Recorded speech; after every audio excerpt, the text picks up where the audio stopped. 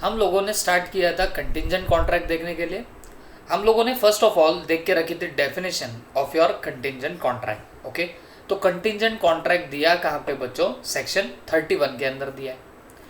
A contract to do or not to do something. Okay, तो ये एक contract होता है कुछ करने के लिए या कुछ ना करने के लिए। If some event collateral to such contract does or does not happen.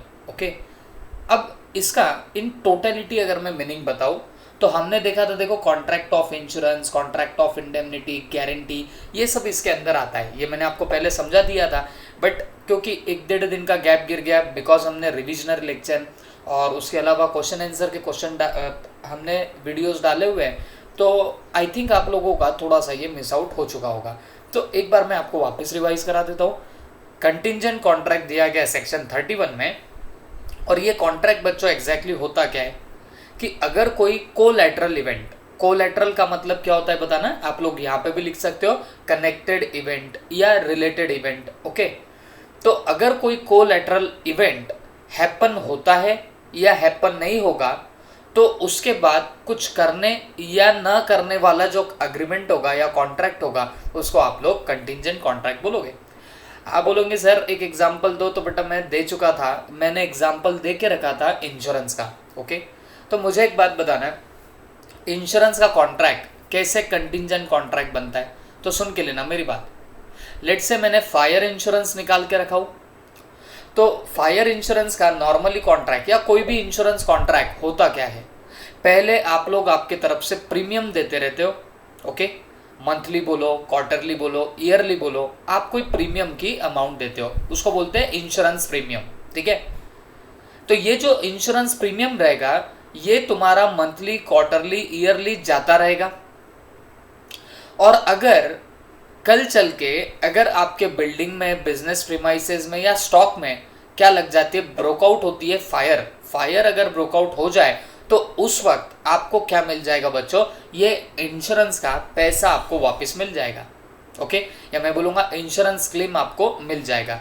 तो बोलने का मतलब क्या हो रहा है, ये कॉन्ट्रैक्ट ऐसा है कि आप प्रीमियम देते रहोगे, फिर कल चल के अगर फायर ब्रोकआउट होती है तो फिर आपको इंश्योरेंस कंपनी पैसा देगी। तो मुझे एक बात बताओ, फायर ब्रोकआउट होना आपको नहीं लगता कि ये एक इवेंट है? कल चल के अगर फायर ब्रोकआउट होती है माने वो एक इवेंट है, वो अगर हैपन हुआ रे हुआ तो जाके फिर क्या होने वाला है बताना, आपको कुछ करना पड़ेगा। आपको मतलब किसको? उस इंश्योरेंस कंपनी को कुछ करना पड़ेगा, है ना। तो वो इंश्योरेंस कंपनी के लिए फिर क्या हो गया, contract to do or not to do something कुछ करने का कॉन्ट्रैक्ट बन जाएगा, किसके लिए? इंश्योरेंस कंपनी के लिए। कब? इफ सम इवेंट, अगर कोई event collateral to such contract. अब ये कॉन्ट्रैक्ट तो वैसे इंश्योरेंस का है, बट इससे कोलैटरल इवेंट कौन सा है, रिलेटेड इवेंट कौन सा है? तो फायर ब्रोकआउट होना। ओके, आग लगना, ये उसका कोलैटरल इवेंट बन गया। ओके, और ये होने के बाद, कोलैटरल इवेंट हैपन होने के बाद does or does not happen, वो हुआ या नहीं हुआ तो उसके बाद कुछ करने या न करने का जो कॉन्ट्रैक्ट होगा, that contract will be called as your what, contingent contract. बात समझ में आ गई आपको? तो फिर यहाँ पे कौन कौन से कंटिंजेंट कॉन्ट्रैक्ट दिए हैं? Contract of insurance, contract of indemnity and guarantee. Insurance तो पता है, इंडेमनिटी भी मैं आपको बता तो चुका हुआ है वैसे भी, फिर भी आपको बता देता हूँ। देखो कॉन्ट्रैक्ट ऑफ इंडेमनिटी बोले तो अगर किसी को कोई नुकसान होता है तो वो नुकसान की भरपाई करके देने वाला कॉन्ट्रैक्ट जो होता है वो होता है कॉन्ट्रैक्ट ऑफ इंडेमनिटी। मतलब किसी को लॉस हुआ तो वो लॉस उस बंदे को रिकवर करा के देना, इसका जो कॉन्ट्रैक्ट रहेगा ना उसको बोलेंगे कॉन्ट्रैक्ट ऑफ इंडेमनिटी। और गारंटी किसको बोलते बताना, जैसे आप लोगों ने किसी से लोन लिया या लेना चाह रहे हो, लेकिन वो बंदा आपको डायरेक्टली लोन नहीं देता, वो बोलता है भाई किसी की गारंटी लेके आ, तो आप आए मेरे पास में, आप बोलते हो सर हमको लोन लेना है, प्लीज़ हमारे लिए गारंटी दो तो मैंने क्या किया, मैंने उस लोन देने वाले को, लेंडर को गारंटी दी कि बाबा इनको दे दो, ये बच्चे बहुत ही अच्छे हैं। ओके, हाँ अगर ये तुमको पैसा नहीं देंगे तो definitely I will be repaying you back the principal sum of money या अलॉन्ग विथ इंटरेस्ट। मतलब अगर तुम पैसे नहीं दिए तो मैं तुम्हें पैसे दे दूंगा, अब देखो मैंने उस बंदे को क्या दिया, मैंने उसको गारंटी दी, तो ये कॉन्ट्रैक्ट कौन सा हुआ, गारंटी का कॉन्ट्रैक्ट हुआ। और कल चल के आप लोगों ने थर्ड मारी उस बंदे को, तो बेटा आप मेरे को एक बात बताना, उस बंदे को किसको पे करना पड़ेगा पैसे, तो बेटा मुझे पे करना पड़ेगा उस बंदे को। तो मुझे एक बात बताना, ये भी contract to do or not to do something हो रहा है। देखो ये डेफिनेशन में लगाओ, कॉन्ट्रैक्ट टू डू समथिंग, कुछ करने का कॉन्ट्रैक्ट है, मतलब मुझे कुछ करना पड़ेगा। अच्छा कब, if some event collateral to such contract. अब इवेंट कौन था, तुम रीपे नहीं करोगे उसको पैसा, ये हो गया event, collateral event. Does or does not happen, अगर ये हैपन हुआ रे हुआ, मतलब तुमने उसको पैसे नहीं दिए, तो फिर डेफिनेटली मुझे कुछ तो भी करना पड़ेगा। ओके, तो ऐसे कॉन्ट्रैक्ट को आप लोग क्या बोलेंगे, आप लोग बोलेंगे contingent contract given under section 31। तो चलो वापस से एक बार डेफिनेशन रिवाइज करते हैं। A contract to do or not to do something if some event collateral to such contract does or does not happen. Okay, और इसके एग्जाम्पल में उसने क्या दे रखा है, contract of insurance, indemnity, guarantee, ये सब उसके क्या होते हैं, एग्जाम्पल बन जाएंगे। ओके, आई होप समझा होगा।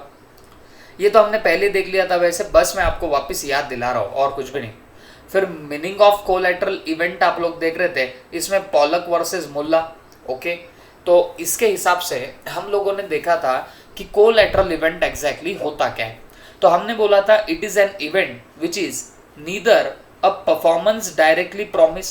ये ऐसा नहीं होता, कोलैटरल इवेंट का मतलब ये नहीं होता कि ये कोई परफॉर्मेंस है जो हमने प्रॉमिस करी है।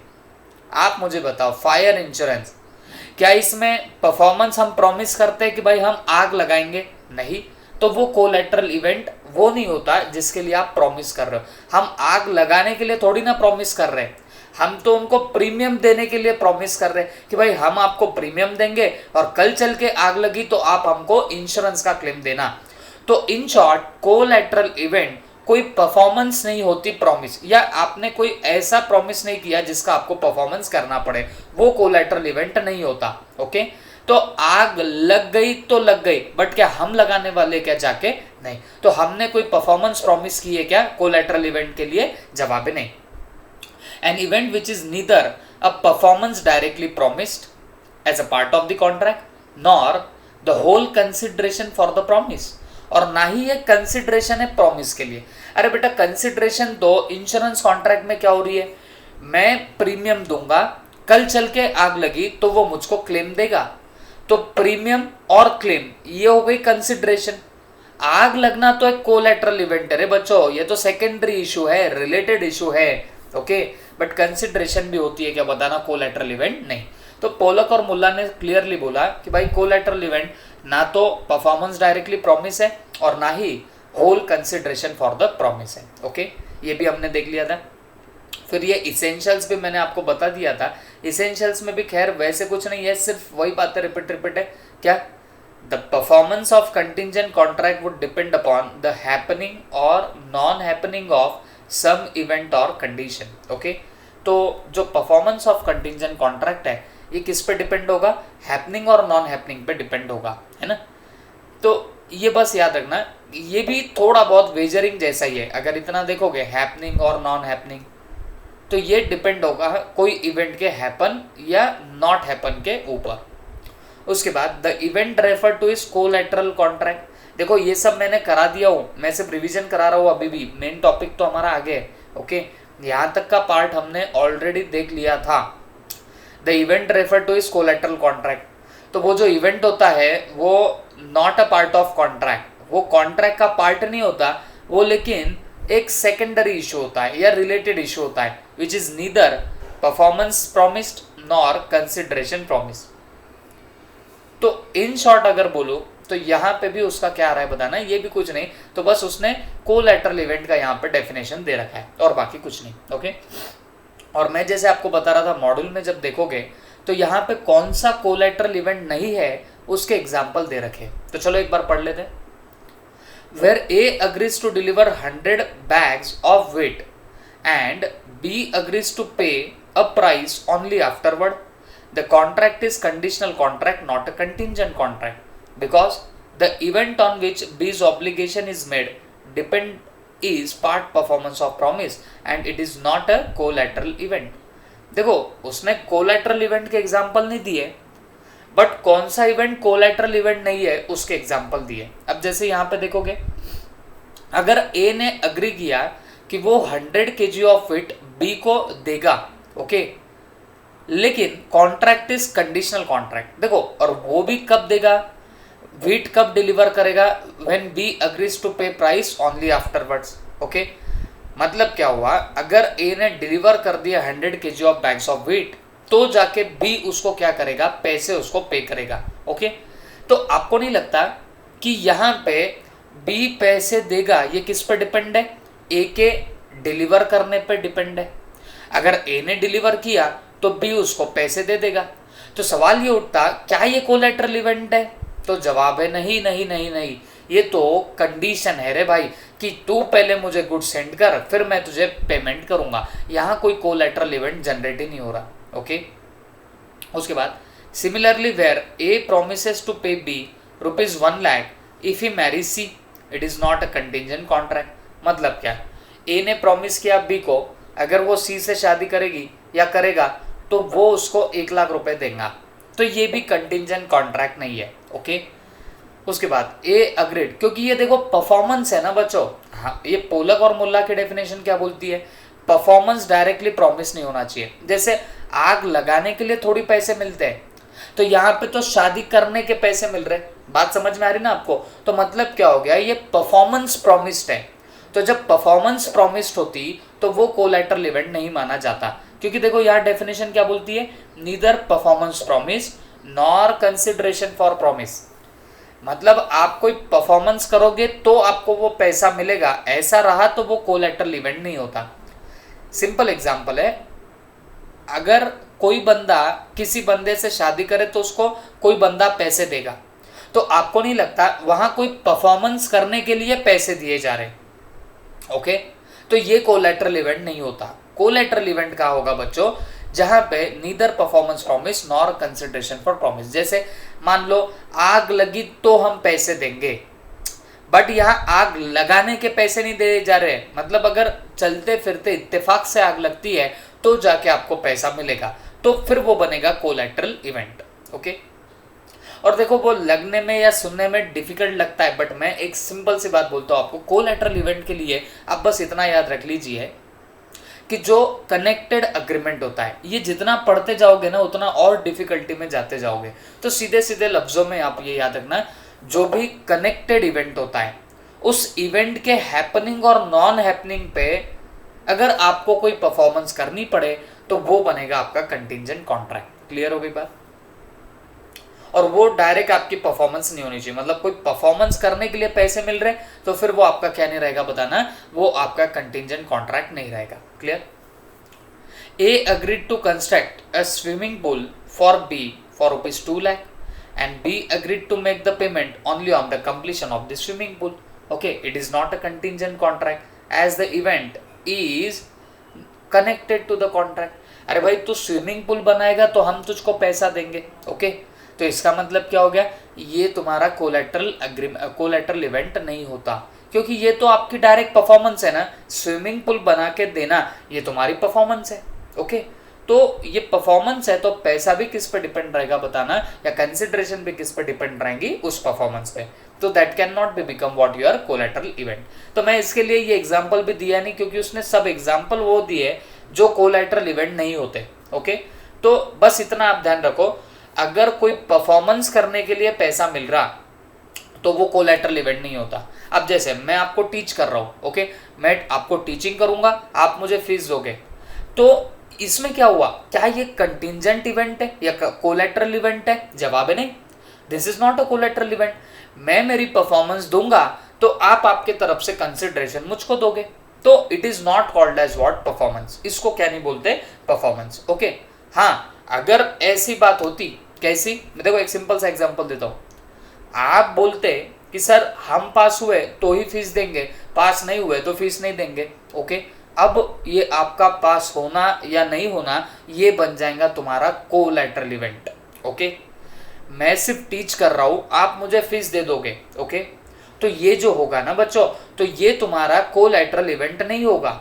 हाँ, लेकिन अगर आप बोलोगे सर हम अगर पास होंगे तो हम आपको पैसा देंगे, नहीं तो नहीं देंगे, अगर ये बात होती है ना, तो ये आपका पास होना कि नहीं होना ये बन जाता है कोलैटरल इवेंट। ओके, क्योंकि इस इवेंट के हैपनिंग और नॉन हैपनिंग पे आप कुछ करने वाले हो, तो वो आपका पास होना या ना होना, that becomes what, collateral event.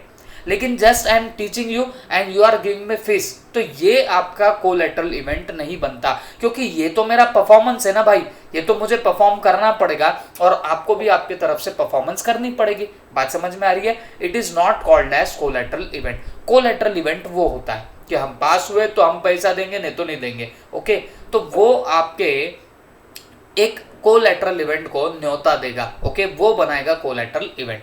तो वो अगर हैपन हुआ तो फिर आप कुछ करोगे, तो do something on happening of uncertain event.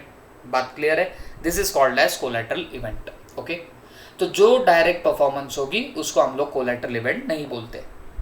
फिर इसके बाद contingent event should not be mayor will of the promisor. बस प्रॉमिसर की अगर इच्छा है तो उसको क्या नहीं बोलते बताना, कंटिंजेंट इवेंट नहीं बोलते। मतलब मैं बोलता हूँ मुझे लगा तो मैं खुश हो गया तो मैं आपको 10,000 दूंगा, अरे ये क्या बात हुई? मतलब वो मेरी तो विल पे डिपेंड है ना, तो मेरी विल पे डिपेंड है, तो वो अनसर्टेन कहाँ पे हुआ? मेरी इच्छा, मेरे को देना है दूंगा, नहीं देना है नहीं दूंगा, तो इसको क्या नहीं बोलते बताना, आपका कंटिंजेंट इवेंट नहीं बोला जाता। उसके बाद the event must be uncertain. तो अगर इवेंट अनसर्टेन होगा तो ही उससे कंटिंजेंट एग्रीमेंट या कंटिंजेंट कॉन्ट्रैक्ट बनेगा, नहीं तो नहीं बनेगा। ओके, तो यहाँ तक का था चुटर मुटर part, time pass part. But अब से हम लोग अब देखने जा रहे हैं very very very important part. देखो वो सब चीज़ें मैं प्रीवियस लेक्चर में बता चुका था, बस मैं आपकी फर्दर रिवीजन करा रहा था, 1-1.5 दिन का गैप गिर गया इसकी वजह से। तो अब हम लोग देखने वाले हमारा next part and the most important part, that is what, rules relating to enforcement. Okay, देखो एनफोर्समेंट का मतलब क्या होता है? एनफोर्सिएबल बाय लॉ का मतलब क्या होता है? Agreement enforceable by law, contract. तो अगर आपको कंटिंजेंट कॉन्ट्रैक्ट को इन्फोर्सिएबल बनाना है, what I am telling, contingent contract को एनफोर्सिएबल बनाना है, तो उसके क्या क्या रूल्स हैं, वो रूल्स हम लोग देखने वाले हैं। तो it is very very very important. यहाँ से केस स्टडी बेस्ड क्वेश्चन निकल सकते हैं। ओके, तो ध्यान से सुनना। The rules relating to enforcement of contingent contract are laid down in section 32, 33, 34, 35, 36 of the Act. Okay, तो आपके 5 sections में rules regarding enforcement of contingent contract दिए गए हैं। Okay, मतलब ऐसे कौन से rules हैं जिसके बेसिस पे डिपेंड होगा कि वो कंटिंजेंट कॉन्ट्रैक्ट एनफोर्सिएबल है कि नहीं है, मतलब वैलिड है कि नहीं है, ये किस पे डिपेंड करेगा बताना, इन कुछ रूल्स पे डिपेंड करेगा। I am telling you once again, क्या बोल रहा हूं मैं आपको कि भाई ये जो रूल्स रिलेटिंग टू एनफोर्समेंट है ना, इसका मतलब क्या होगा, ये ऐसे कुछ रूल्स है, इन रूल्स के ऊपर बेस्ड होगा कि given contingent contract is valid और नॉट, मतलब वो एनफोर्सेबल होगा कि नहीं होगा, ये किस पे डिपेंड करेगा बताना, ये आपके रूल्स पे डिपेंड करेगा। आई होप सबको समझ में आ रहा है। हेडर तो भी एटलीस्ट समझना चाहिए। अरे बेटा हम क्या पढ़ रहे हैं ना, ये समझ में आ गया तो अंदर का अपने आप समझेगा।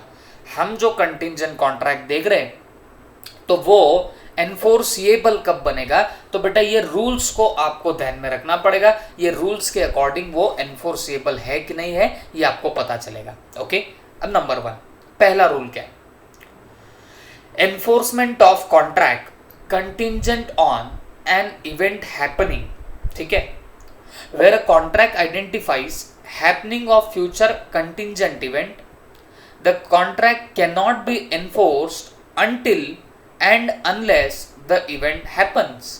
Okay okay okay, please please please ध्यान से देखना मेरे पास में, सुन लो मेरी बात। अगर मान लो कोई कंटिंजेंट कॉन्ट्रैक्ट किसी इवेंट के हैपनिंग पे डिपेंड होता, कोई कंटिंजेंट कॉन्ट्रैक्ट किसी इवेंट के हैपनिंग पे डिपेंड है, तो जब वो इवेंट हैपन होगा तब कॉन्ट्रैक्ट एनफोर्सिएबल बनेगा। रिपीटिंग वंस अगेन, कोई कंटिंजेंट कॉन्ट्रैक्ट किसी इवेंट के हैपनिंग पे डिपेंड है, तो अगर कल चल के वो इवेंट हैपन होता है तो जाके वो कॉन्ट्रैक्ट एनफोर्सिएबल बनेगा, और अगर वो इवेंट हैपन नहीं हुआ तो आपका कॉन्ट्रैक्ट एनफोर्सिएबल नहीं होगा। जब तक वो इवेंट हैपन नहीं होता तब तक वो कॉन्ट्रैक्ट एनफोर्सिएबल नहीं होता। बात समझ में आ रही है आपको? जैसे अगर मान के चलो फायर ब्रोकआउट हुई, मतलब आग लगी, तो इंश्योरेंस कंपनी आपको पैसा देगी, ठीक है। तो आपको नहीं लग रहा ये एक कंटिंजेंट कॉन्ट्रैक्ट है, बट ये किस पे डिपेंड है बताना? इवेंट के हैपनिंग पे। मतलब कल चल के आग लगी, हैपन हुआ, क्या इवेंट? कौन सा इवेंट? आग लगने का इवेंट। ये अगर हैपन हुआ तो फिर जाके आपका कॉन्ट्रैक्ट एनफोर्सिएबल बनेगा। ओके, तो enforcement of contract contingent on event happening, ठीक है। मतलब एनफोर्समेंट कब होगी कॉन्ट्रैक्ट की? जब contingent on an event happening. तो अगर कॉन्ट्रैक्ट किसी इवेंट के हैपनिंग पे डिपेंड होगा तो वो एनफोर्स कब होगा? जब वो इवेंट हैपन होता। Where contract identifies happening of future contingent event, जब कॉन्ट्रैक्ट में आइडेंटिफाई होता है कि भाई happening of future contingent event, the contract can not be enforce, तो वो कॉन्ट्रैक्ट एनफोर्स नहीं होगा। कब तक? अनटिल एंड अनलेस, तब तक नहीं और तब तक नहीं, क्या? द इवेंट हैपन्स, मतलब जब तक आपका इवेंट हैपन नहीं होगा तब तक वो कॉन्ट्रैक्ट एनफोर्सिएबल नहीं होगा। If the happening of event becomes impossible then the contingent contract is void। Okay, इसका मतलब क्या हो रहा है? देखो, ये बोलता है, पहली बात मैं आपको गावरान लैंग्वेज में समझाता हूँ, फिर वापस से समझेंगे, पूरा एक बार कंक्लूड करता हूँ। कोई इवेंट के हैपनिंग पे अगर तुम्हारा कंटिंजेंट कॉन्ट्रैक्ट डिपेंडेंट है तो वो कॉन्ट्रैक्ट या वो इवेंट हैपन होता है तो कॉन्ट्रैक्ट एनफोर्सिएबल होगा, माने वैलिड होगा।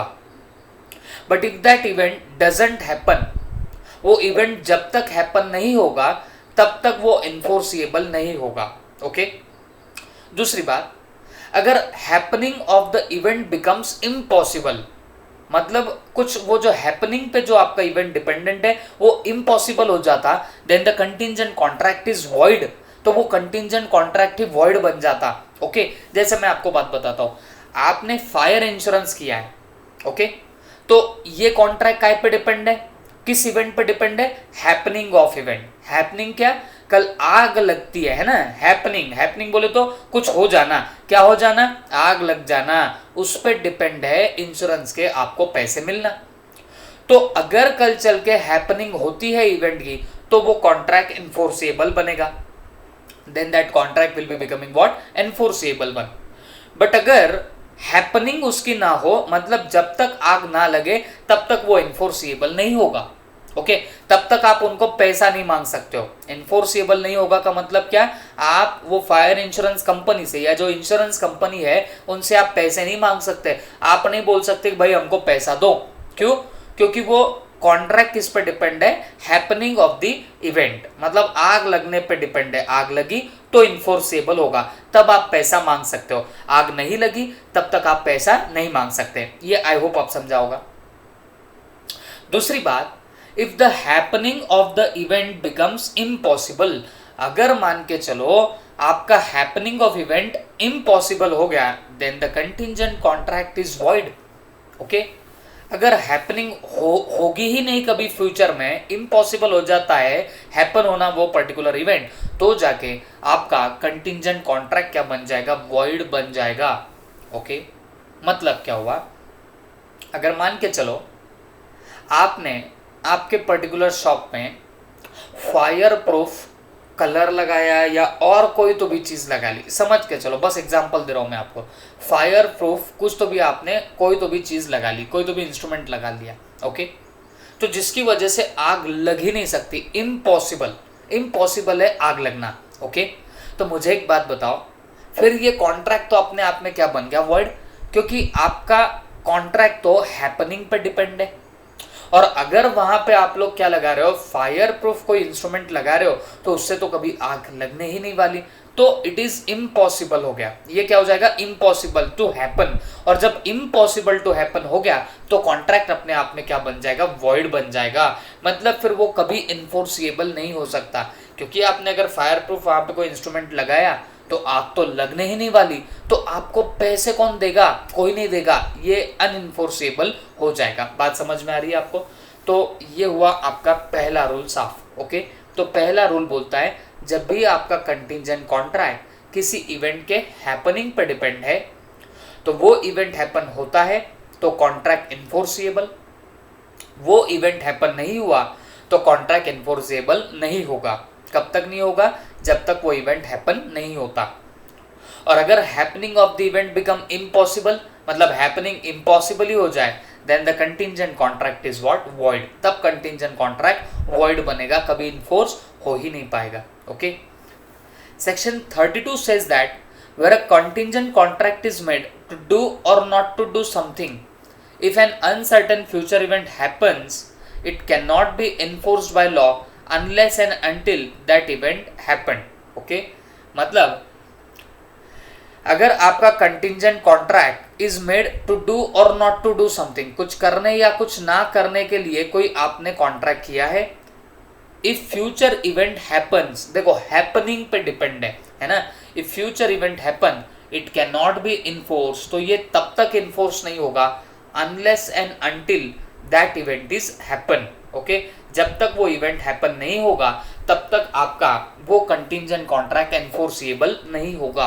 तो एनफोर्स बाय लॉ कब होने वाला है बताना, unless and until that event has happened. Okay, if the event become impossible, अगर वो इवेंट अपने आप में इम्पॉसिबल बन जाता है, सच कॉन्ट्रैक्ट्स बिकम वॉइड, तो वो कॉन्ट्रैक्ट उधर ही क्या बन जाएगा, वॉइड कॉन्ट्रैक्ट बन जाएगा। Is that clear?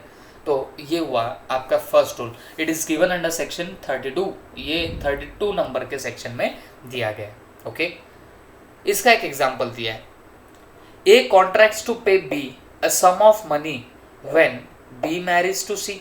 ओके, लेकिन C dies without being married to B, okay, the contract becomes what, void। ठीक है, अब इसका मतलब क्या हुआ, A ने कॉन्ट्रैक्ट किया B को, काय के लिए कॉन्ट्रैक्ट किया है, कुछ पैसे पे करने के लिए। when B marries C, बराबर है, अगर B किससे शादी करेगा, C से शादी करेगा या करेगी, जो भी होगा, तो फिर जाके A क्या करेगा, B को कुछ पैसे देगा। लेकिन C तो मर गया without being married to B, तो ये कॉन्ट्रैक्ट अपने आप में क्या बन जाएगा बताना, ये कॉन्ट्रैक्ट बन जाएगा वॉइड। क्यों वॉइड बन जाएगा, क्योंकि ये जो कॉन्ट्रैक्ट था ये हैपनिंग पे डिपेंड था। कौन सी हैपनिंग, कौन सा इवेंट, शादी करना, ये इवेंट के हैपनिंग पे डिपेंड था। और अगर ये हैपनिंग पे डिपेंड था और अब वो हैपन होना इम्पॉसिबल हो गया इवेंट, क्यों इम्पॉसिबल हो गया हैपन होना, क्योंकि सी तो यहाँ पे क्या हो गया, मर चुका है। तो अगर सी मर गया तो अब हैपनिंग ऑफ इवेंट इम्पॉसिबल हो गई। तो देखो ना, when if the event become impossible such contract becomes void, क्योंकि ये कॉन्ट्रैक्ट डिपेंडेंट था हैपनिंग ऑफ इवेंट, मतलब मैरी करना, इस पे डिपेंड था वो पर्टिकुलर कॉन्ट्रैक्ट। बट अगर सी ही मर जाए तो it is impossible to happen, अब ये हैपन हो ही नहीं सकता इवेंट, तो इसके लिए कॉन्ट्रैक्ट कैसा बन जाएगा बताना, वॉइड बन जाएगा। बात क्लियर है सबको? तो ये हुआ आपका first rule. Okay, second rule, enforcement of contract contingent on event not happening. देखो बेटा, हमने ऊपर कौन सा देखा था, कंटिंजेंट ऑन इवेंट हैपनिंग, अब कौन सा देख रहे हैं, contingent on an event not happening. Okay, अगर कोई कॉन्ट्रैक्ट में कुछ ना करने के लिए आपको कॉन्ट्रैक्ट किया गया, या आपका कॉन्ट्रैक्ट है कोई इवेंट हैपन नहीं हुआ तो इन्फोर्स होगा contract. If some contract is contingent upon non happening, कोई इवेंट हैपन नहीं हुआ तो कॉन्ट्रैक्ट इन्फोर्सेबल होगा। ऐसा अगर आप कॉन्ट्रैक्ट बना रहे हो तो जब वो इवेंट हैपन नहीं होगा तब आपका कंटिंजेंट कॉन्ट्रैक्ट इन्फोर्सेबल होगा, तब वो आपका कंटिंजेंट कॉन्ट्रैक्ट क्या होने वाला है, इन्फोर्सेबल होगा। और अगर वो इवेंट हैपन हो गया तो वो कॉन्ट्रैक्ट इन्फोर्सेबल नहीं रहेगा। ओके, अब जैसे अगर मान लो एक बंदा है, वो बुक का ही एग्जांपल है, पहले हम लोग ये पढ़ लेते हैं फिर आपको और भी समझ में आएगा। Where a contingent contract is made on non happening of an event, अगर कोई इवेंट हैपन नहीं हुआ तो वो कॉन्ट्रैक्ट होगा। अगर ऐसा आपका कोई कॉन्ट्रैक्ट है, इट कैन बी एनफोर्स्ड, इसको एनफोर्स तब किया जाएगा only when it's happening becomes impossible.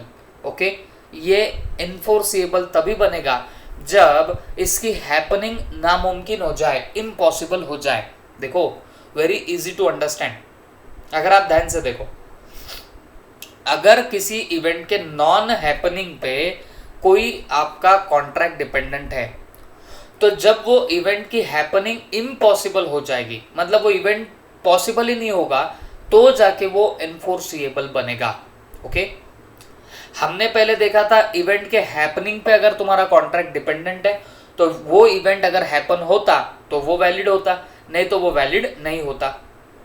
और अगर कोई कॉन्ट्रैक्ट नॉन हैपनिंग पे डिपेंडेंट है तो इवेंट जब इम्पॉसिबल टू परफॉर्म होगा तब जाके आपका कॉन्ट्रैक्ट इन्फोर्सिबल होने लग जाएगा। ओके, सेक्शन 33 सेज दैट, अब ये कहा दिया गया है सेक्शन 33 में, where contingent contract is made to do or not to do anything if an uncertain future event does not happen। मतलब आपका कंटिंजेंट कॉन्ट्रैक्ट किस पर डिपेंड है, कोई इवेंट हैपन ना हो उस पर डिपेंड है।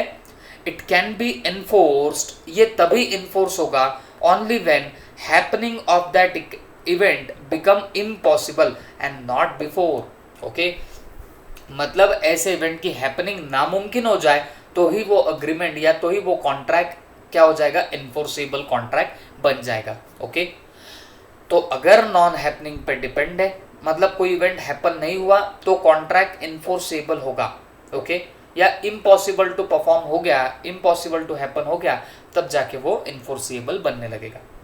Where P agrees to pay Q a sum of money if a particular ship does not return. देखो, हाईलाइट किया मैंने, पी ने अग्री किया क्यू को, या पी बोलता है क्यू को, मैं तुझे पैसे दूंगा, मैं तुझे सम ऑफ मनी दूंगा, हाँ, लेकिन कब, if a particular ship does not return, अगर एक शिप रिटर्न नहीं आती है, एक जहाज है वो अगर रिटर्न नहीं आया तो मैं तुझे पैसे दूंगा। ये कौन बोलता है, पी बोलता है क्यू को।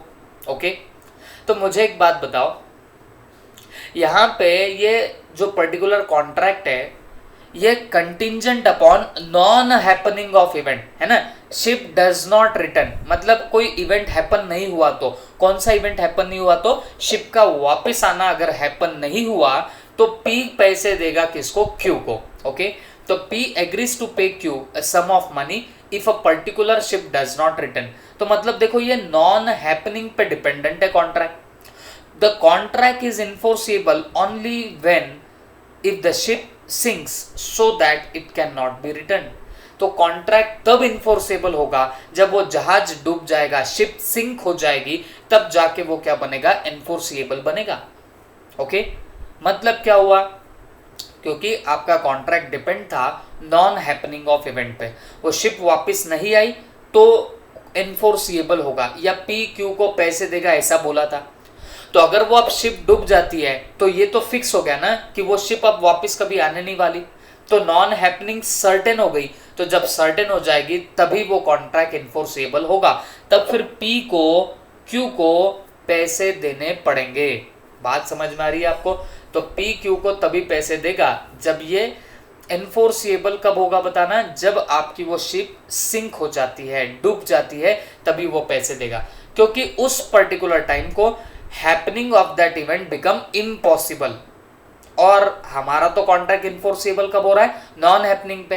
तो अगर उसकी हैपनिंग ही इम्पॉसिबल हो जाए तो डेफिनेटली वो हैपन कभी होने नहीं वाला, तो तब जाके वो इन्फोर्सिबल होने लगेगा।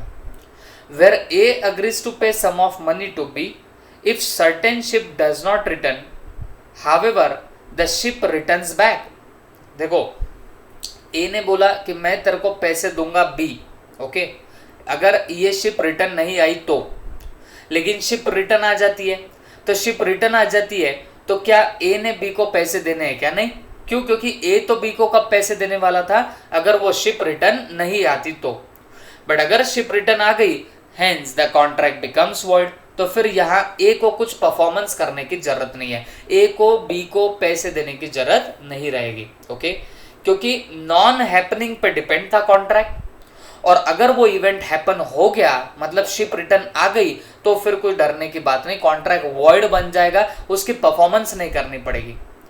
बट अगर happening of that event become impossible, मतलब वो इवेंट हैपन होगा, ये अगर इम्पॉसिबल हो गया तो फिर डेफिनेटली क्या होने वाला है बताना है, उस पर्टिकुलर वक्त में वो कॉन्ट्रैक्ट इन्फोर्सिएबल होने लग जाएगा। Is that clear? मैं देखो ये सब को मैं बोर्ड के थ्रू भी आपको सिखा दूंगा, और बोर्ड पे मैं आपको एकदम शॉर्टली बता दूंगा कब इन्फोर्सिएबल, कब नॉट इन्फोर्सिएबल होगा, ये सब चीजें मैं आपको बताऊंगा। बट पहले ये रीडिंग कर लेते हैं यहाँ से, और फिर बोर्ड वर्क भी हम लोग कर लेंगे। ओके, नेक्स्ट वीडियो में वो सारे रूल्स मैं आपको और प्रिसाइजली शॉर्टली कैसे समझना, फटाफट कैसे रिवाइज करना, वो सब भी आपको बता दूंगा। ओके, उसके बाद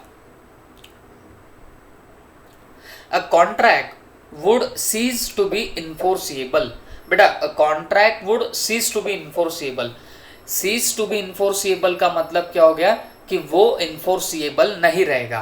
okay, a contract cease to be enforceable if it is contingent upon the conduct of living person when that living person does something to make the event or conduct as impossible of the happening। Okay, तो वो बोलता है contract ceases to be enforceable होगा, मतलब contract आपका enforceable नहीं होगा। कब नहीं होगा? If it is contingent upon the conduct of living person. Okay, मतलब किसी लिविंग पर्सन के, जीते जागते इंसान के कंडक्ट पे अगर कोई इवेंट डिपेंडेंट है तो वो सीज टू बी इन्फोर्सिएबल होगा। कब सीज टू बी इन्फोर्सिएबल होगा? When that living person does something to make the event or conduct as impossible। okay, impossible of what happening।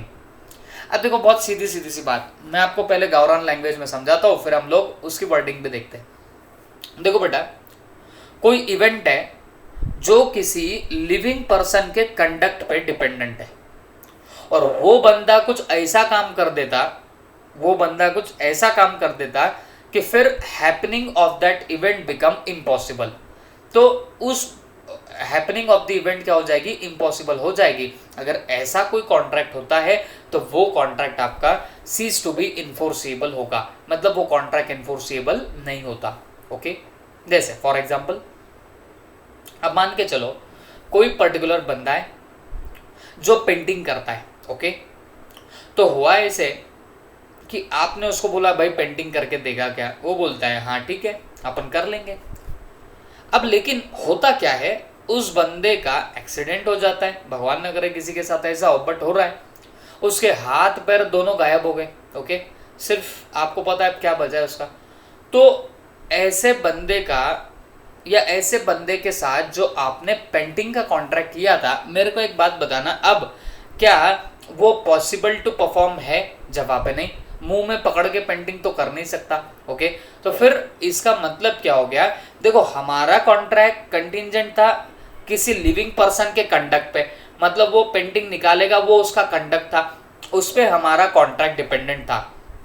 लेकिन वो लिविंग पर्सन ऐसा कोई काम कर देता है, ऐसा कोई कंडक्ट करता है, या कोई इवेंट ऐसा हैपन हो जाए कि इम्पॉसिबल ऑफ हैपनिंग हो जाए, impossibility of happening of that event निकल के आए, तो तब पर्टिकुलर केस में बोला जाएगा कि आपका वो जो कॉन्ट्रैक्ट है वो सीज टू बी इन्फोर्सिएबल होगा। इन शॉर्ट वो कॉन्ट्रैक्ट इन्फोर्स नहीं होगा। ओके, देखो section 34 says that if a contract contingent upon as to how a person will act at an unspecified time, the event shall be considered to have become impossible when such person does anything which renders it impossible। मतलब क्या हुआ? if a contract is contingent upon, कोई contract contingent है। Okay, contingent बोले तो depend on uncertain event. Okay, upon as to how a person will act, तो ये contingent किस पे है कि एक बंदा उसको एक्ट कैसे करेगा उस पर डिपेंडेंट है। एट एन अनस्पेसिफाइड टाइम, किसी एक अनस्पेसिफाइड टाइम पे वो कैसे एक्ट करेगा उस पर dependent. The event shall be considered to have become impossible, तो तब माना जाएगा या हमको अगर ऐसा पता चला कि ये इवेंट इम्पॉसिबल होता है when such person does anything which renders it impossible, जब वो बंदे ने ऐसा कुछ काम किया जिससे आपको ऐसे लगने लग गया कि ये इवेंट अब इम्पॉसिबल टू परफॉर्म हो गया, ओके, तो फिर जाके ये contract ceases to be enforceable होगा, तो फिर ये एनफोर्स नहीं हो सकता, ओके। अब इसका भी एग्जांपल देख लो क्या बोलता है। Where A agrees to pay B a sum of money if B marries C, okay. अब ये देखो, ये मॉड्यूल बनाने वाला मैरी मैरी मैरी कितने बार उसने कितने जगह पे एग्जाम्पल सिर्फ शादी के डाले, ओके, पता नहीं बेचारे के साथ में क्या हाल हुआ है। तो एग्जाम्पल क्या बोलता है, where A agrees to pay B, मतलब ए ने अग्री किया बी को पे करने के लिए, क्या, अ सम ऑफ मनी, कुछ पैसा पे करने वाला था ए किसको, बी को, हाँ, लेकिन कब, इफ बी मैरिज सी, अगर बी ने शादी की है सी के साथ, सी मैरिज डी, देखो भाई ए बी को पैसा देने वाला था अगर बी सी से शादी करे तो, बट उस सी ने किससे शादी कर ली, डी से शादी कर ली, okay.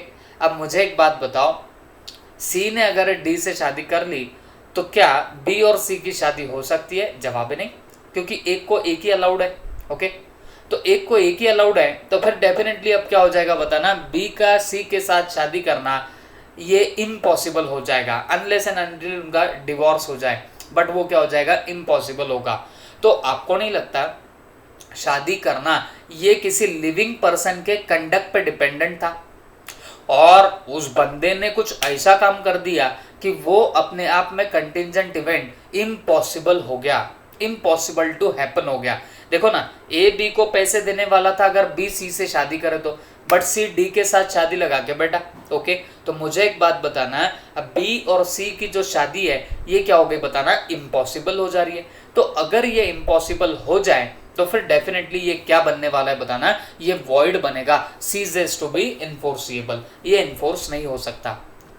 This act of C has rendered the event of B marrying C as impossible, तो ये जो सी का एक्ट है ना, जो सी ने इससे शादी रचाई, तो इससे बी और सी का जो एक्ट है मैरी करने का, ये क्या हो जाता है, इम्पॉसिबल हो जाता है।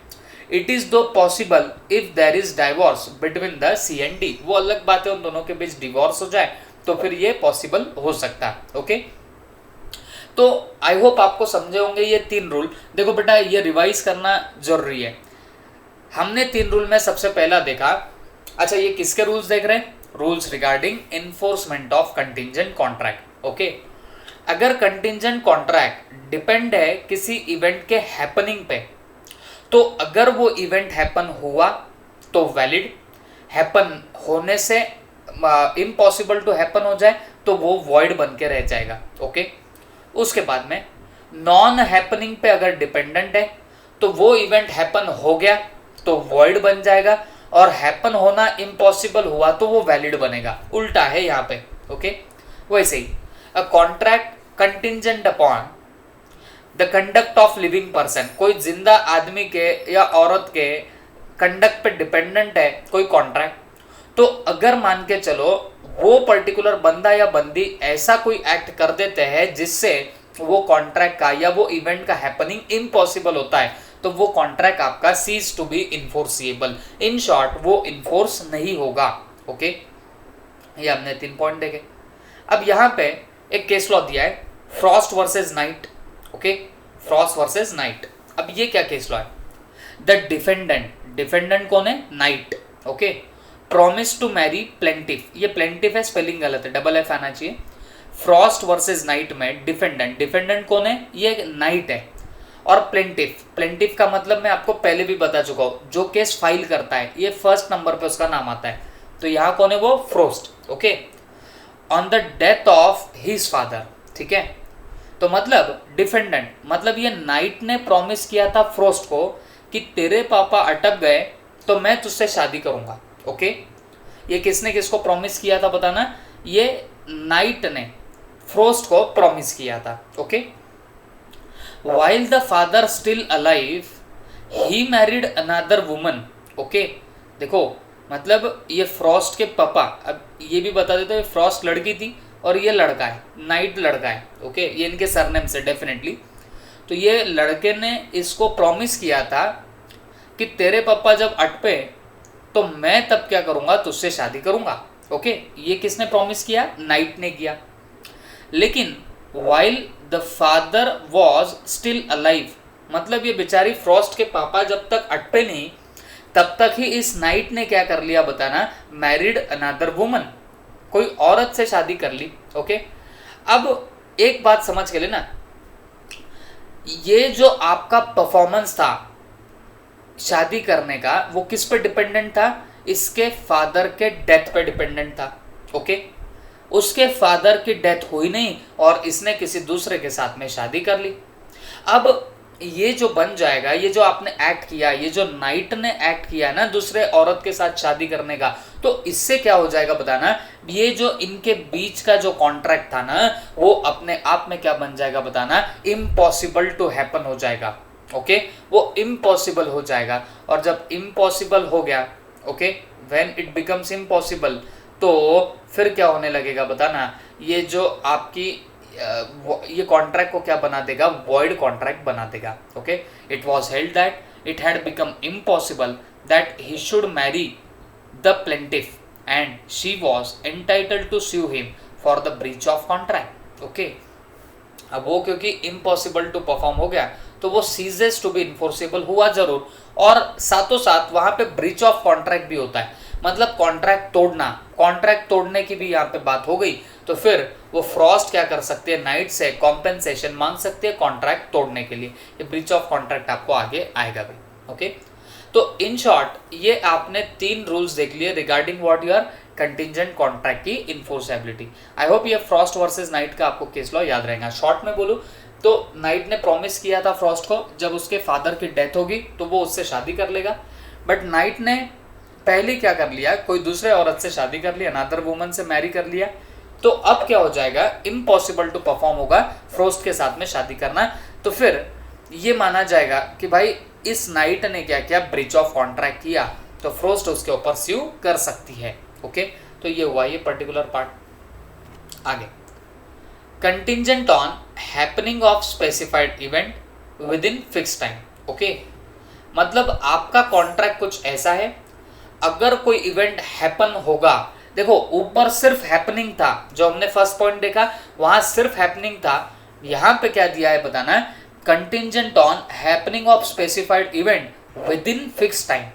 यहां सिर्फ हैपनिंग नहीं, विद इन फिक्स टाइम है। ओके, तो फिक्स टाइम है तो वहां पे आपको थोड़ा सा ध्यान रखना पड़ेगा। सिंपली बोलो, अगर मान लो कोई कॉन्ट्रैक्ट होता है, जैसे फायर इंश्योरेंस का कॉन्ट्रैक्ट है। ओके, तो अगर आग लगती है 1 साल के अंदर तो ही इंश्योरेंस कंपनी आपको पैसा देगी। व्हाट आई एम टेलिंग, 1 साल के अंदर आग लगी तो ही इंश्योरेंस कंपनी आपको पैसा देगी, 1 साल के बाद आग लगी तो इंश्योरेंस कंपनी पैसा नहीं देगी। तो मतलब क्या हुआ, ये कॉन्ट्रैक्ट किस पर डिपेंडेंट है, हैपनिंग पर डिपेंडेंट है। ओके, सिर्फ हैपनिंग नहीं, with in fixed time. Fix time क्या है, 1 साल। 1 साल के अंदर आग लगी तो इंश्योरेंस कंपनी पैसा देगी, तो इसको बोला जाता है contingent on happening of specified event with in the fix time. Okay, section 35 says that contingent contract to do or not to do anything if specified uncertain event happens within fixed time becomes void। ये void बनेगा कब, if the expiration of time fixed such event has not happened। मतलब अगर मान के चलो आपका कोई स्पेसिफाइड इवेंट अगर कोई टाइम पीरियड के अंदर एक फिक्स टाइम में हैपन होगा तो जाके वो इवेंट क्या हो जाएगा, वैलिड बनेगा। और अगर वो उतने फिक्स टाइम में हैपन नहीं होता तो वो क्या बनने लग जाएगा, वॉइड बनेगा, becomes void if at the expiration of time fix. मतलब टाइम एक्सपायर हो गया और सच इवेंट हैज नॉट हैपन, वो इवेंट हैपन हुआ ही नहीं, तो फिर वो क्या बनने लगेगा, वॉइड बनने लग जाएगा। ओके, और if before the time fixed such event become impossible, मतलब वो अब इवेंट इम्पॉसिबल टू हैपन हो गया तो भी आप लोग बोल सकते हो कि वो अपने आप में क्या बन जाएगा, वॉइड बनेगा। ओके, अगर विद इन फिक्स टाइम का क्लॉज डाला है, विद इन फिक्स टाइम अगर वो हैपन होगा ऐसा अगर बोला है, और या तो वो फिक्स टाइम में हैपन ही नहीं हुआ या फिर फिक्स टाइम के अंदर ही पता चल गया कि ये इम्पॉसिबल टू हैपन है, उस पर्टिकुलर टाइम में वो इवेंट या वो कॉन्ट्रैक्ट बन जाएगा वॉइड, वो इन्फोर्सिएबल नहीं हो सकता। ओके, जैसे A promises to pay B a sum of money if certain ship returns within a year. Okay, मतलब क्या हुआ, ए ने प्रॉमिस किया बी को कि मैं तुझे पैसे दूंगा अगर शिप रिटर्न आ जाए 1 साल के अंदर। ठीक है, 1 साल में अगर शिप रिटर्न आई तो मैं तुझे पैसे दूंगा। ये किसने किसको बोला, ए ने बी को बोला। द कॉन्ट्रैक्ट में बी इन्फोर्स, कॉन्ट्रैक्ट तब इन्फोर्स होगा if ship returns with in the year. लेकिन अगर, या मैं बोलूंगा पहले तो अगर 1 साल के अंदर शिप रिटर्न आई तो कॉन्ट्रैक्ट इन्फोर्स्ड होगा एंड बिकम्स वॉइड, लेकिन वो वॉइड बनेगा if the ship is burned, मतलब जल गई ship with in the year. अब बर्न कैसे होगी मेरे को नहीं पता पानी के अंदर, बट डूब सकते हैं, सिंक हो सकते हैं, या एक आधा स्पोर्ट वोट हो सकता है, वो भी बात चलती। बट बोलना एक ही है, अगर 1 साल के अंदर इम्पॉसिबल हो जाए वो पर्टिकुलर शिप का वापस आना तो वॉइड बनेगा, या फिर 1 साल तक शिप रिटर्न ही नहीं आई तो भी वो क्या बनेगी, वॉइड बन जाएगी। ओके, देखो ना, contingent on happening of specified event with in the time fix.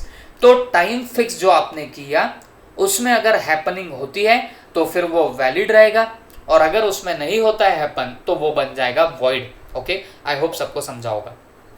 उसके बाद contingent on specified event not happening within fixed time.